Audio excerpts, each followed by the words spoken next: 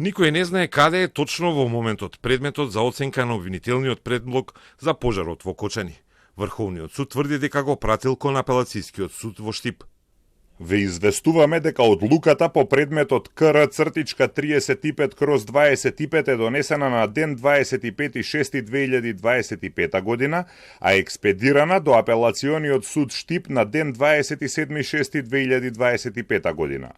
Воедно ве известуваме дека истиот ден кога е донесена одлуката, објавено е соопштение на веб страната на Врховниот суд на Република Северна Македонија. И во Штипска апелација го прочитале соопштението на Врховниот суд од минатата среда. Но до денеска попладне, кај нив не стигнал предметот по кој првично тие одлучуваа и го изземаа Кочанскиот суд од натамошно постапување во случајот со пожарот во кабарето Пулс. Предметот е пратен по пошта, но поштарот уште не го испорачал на адресата на Штипскиот апелацијски суд. За одлуката на Врховен не се известени ниту другите два основни суда поврзани со постапката. Судот во Кочани, кој го доби обвинителниот акт на оценка, и Скопскиот кривичен суд, кој е делегиран од Врховен за продолжување на постапката за најголемата трагедија во државата. Кочанскиот суд е иземен бидејќи нема доволно простор, но дополнително сите судии беа опфатени при одлучувањето за притвори и мерки за обезбедување на осомничените кои стана обвинети. Исти судии не може да учествуваат и во претходна постапка и на судења.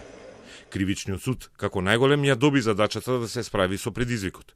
Иако Врховен ниту објави, ниту одговори на прашањата на Телма. Дали Скопскиот суд ќе биде надлежен само за оценка на обвинителниот акт или ќе ја води целата судска постапка до крај? Обвинети се вкупно 34. Во пожарот загинаа 62, главно млади луѓе, додека повредени се 211. Роднините на загинатите, повредените, цело Кочани, но и цела Македонија чекаат информации за локации за старт на судењето. Но одлуката привремено е закочена, бидејќи пратката, предметот Пулс, се уште е поштенска која од петокот тргнала од Скопје, но се уште не ги поминала 75 километри до Штип.